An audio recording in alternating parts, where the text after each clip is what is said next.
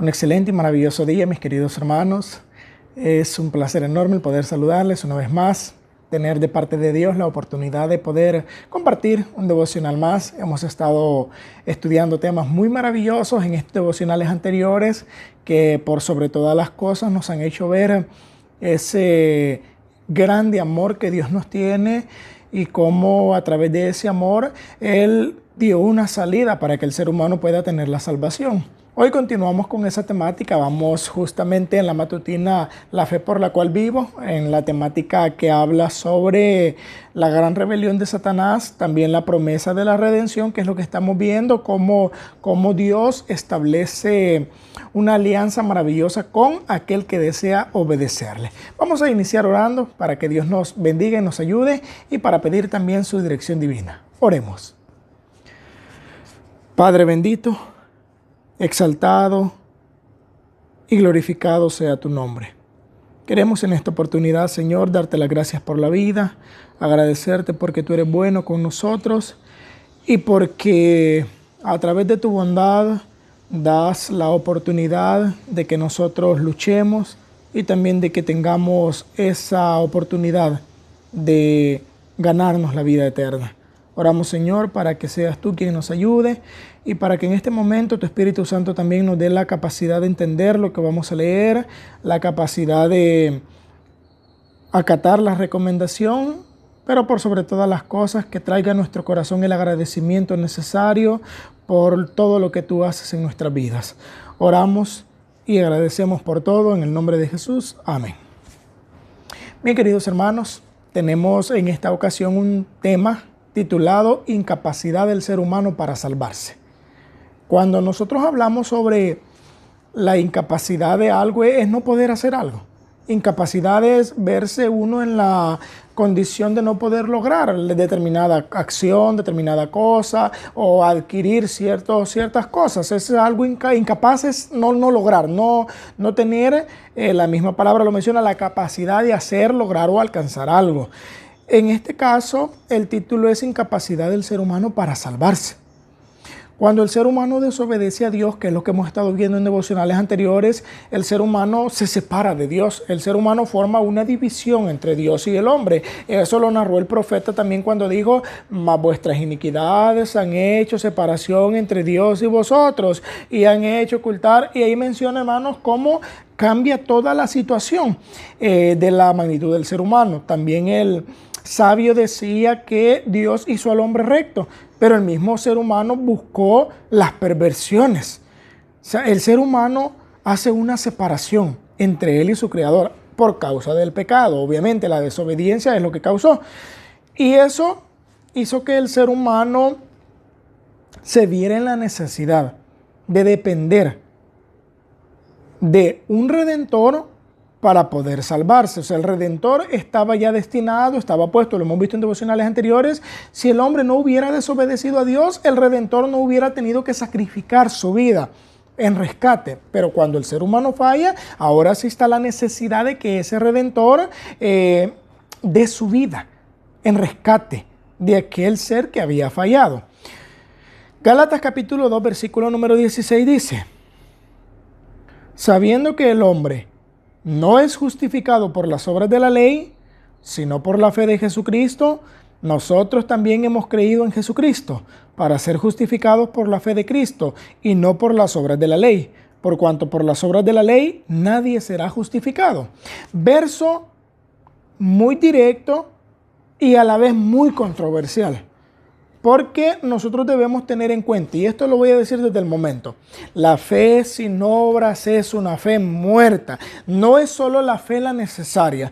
Lo que nos está dando a conocer el versículo es que la fe que nosotros podamos tener nos va a llevar a hacer las cosas de una manera correcta. No es que yo no voy a obrar bien, no es que las obras no van a importar. Claro, aquí me está diciendo el versículo que la fe es la que cuenta, que no voy a ser justificado por las obras, sino por la fe. Y eso es muy cierto. La justificación viene por medio de la fe en Cristo Jesús, pero esa fe se desarrolla a través de la acción. Nosotros cometemos a veces un problemita de pensar que la fe me involucra no hacer nada. Y hay personas que llegan al punto de decir, bueno, pues es que solo es por la fe, no interesa si yo soy malo, porque como no es por obras, entonces, hermano, yo puedo ser ladrón, puedo ser asesino, puedo ser lo que sea y no habría problema. O sea, sería un caos total. ¿Cómo? Imagínense cómo sería el mundo si ese pensamiento fuera real, que solo la fe y las obras no interesan. O sea, podría estar el mundo lleno de malas personas y todos estarían seguros con la salvación porque todas las personas tienen fe. Una fe que aparentemente es buena, pero es que, hermanos, la fe sin las obras es una fe muerta. Así lo llama la Biblia. Todos los personajes de Hebreos 11, ustedes pueden leer Hebreos 11. Todos los personajes que menciona Hebreos 11 como héroes de la fe, ¿cómo desarrollaron su fe? A través de la acción, a través de las obras, a través de lo que hacían. Por la fe, Noé, sin haber llovido, y menciona que Noé, por la fe, hizo lo que Dios le había pedido, construyó el arca. Por la fe menciona a todas las otras personas. Abraham salió sin saber a dónde iba. O sea, Abraham tomó acción, comenzó a caminar, se fue sin saber a dónde iba. O sea, la fe siempre llevó a los seres humanos a la acción, a actuar, a obrar. La fe no se puede separar de las obras como piensan hoy en día la mayoría de cristianos. No, hermanos, si solo la fe, las obras no interesan. Y tomando en cuenta versículos como este, que en ningún momento dicen que las obras no importan para nada. Dice que nosotros no somos justificados por las obras, no dice las obras no sirven. Dice que la justificación viene por la fe y es cierto, pero en ningún momento dice no hagan obras buenas. O sea, eso debemos nosotros tenerlo muy en claro. Las obras no me justifican, pero sí son necesarias. Y la recompensa final, de hecho, Apocalipsis capítulo 22, es aquí yo vengo pronto, mi galardón conmigo, para recompensar a cada uno según haya sido su obra. La Biblia lo dice directo. Eclesiastés también lo menciona, el último capítulo, cuando está diciendo el fin de todo discurso es teme a Dios y guarda sus mandamientos, porque es el todo del hombre, porque Dios traerá toda obra a juicio, juntamente con toda cosa encubierta, sea buena o sea mala.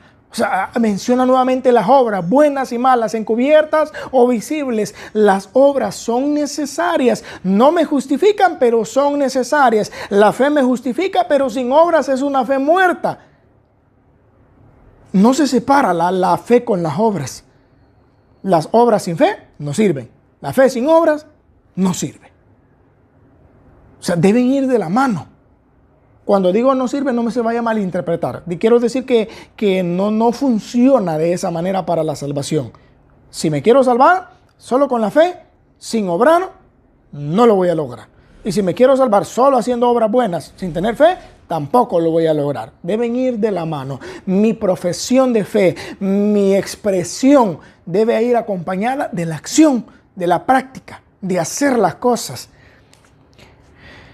Otro pacto, ahora vamos a ver esta pequeña diferencia. ¿Cómo logramos unir este caso? Porque por lo general cuando vemos los dos pactos, hermanos, se presenta en los devocionales anteriores, ya vimos cuál es la diferencia entre los dos pactos. La obediencia está en los dos. Pero ahorita vamos a ver un detalle bien interesante, dice el devocional. Otro pacto llamado en las Escrituras el pacto antiguo se estableció entre Dios e Israel en el Sinaí y en aquel entonces fue ratificado mediante la sangre de un sacrificio. Nos habla del pacto que tenía que ver los sacrificios, cómo se da a conocer un pacto basado en ceremonias. Matutina, la fe por la cual vivo, por si la tienen, hermanos, pueden ir comprobando los párrafos. Página 80 estamos viendo. Dios, dice, les dio la ley con la promesa de grandes bendiciones, siempre que obedecieran. Ahora pues, si guardáis mi pacto, vosotros me seréis un reino de sacerdotes y gente santa. Eso está en Éxodo capítulo 19, por si lo quieren leer en la Biblia, versículos 5 y 6. Los israelitas no percibían la pecaminosidad de sus propios corazones y no comprendían que sin Cristo les era imposible guardar la ley de Dios y sin excesiva fíjense esto, hermanos, voy a hacer una pausa aquí. El pueblo de Israel, cuando recibe los pactos, el pacto ceremonial o la ley ceremonial conmemoraba el sacrificio de Cristo.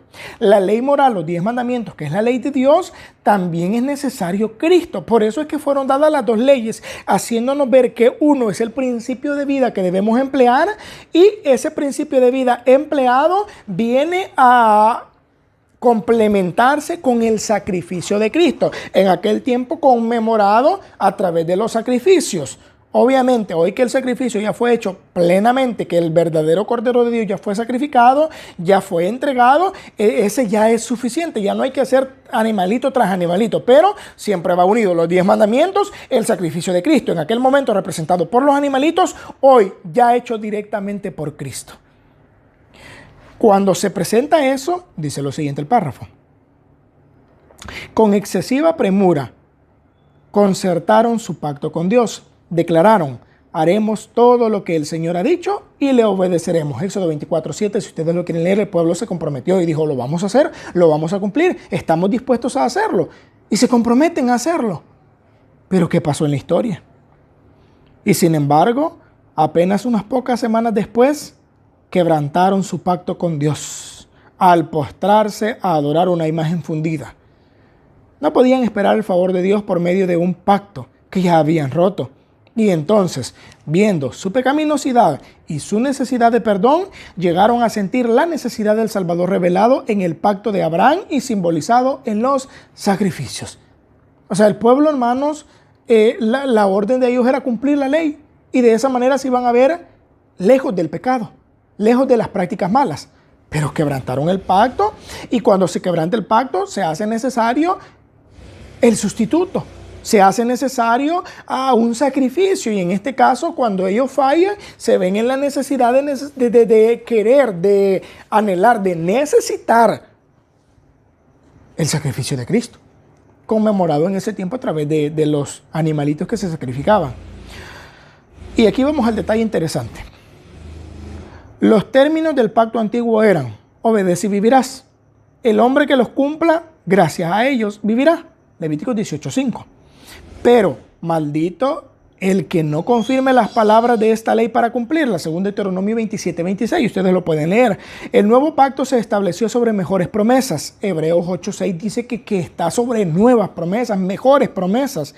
La promesa del perdón de los pecados y de la gracia de Dios para renovar el corazón y ponerlo en armonía. Fíjense cuál es el objetivo: y ponerlo en armonía con los principios de la ley de Dios. Nunca separarlos, sino al contrario, ponerlos en armonía. Ahora, explico lo siguiente, para que podamos entender.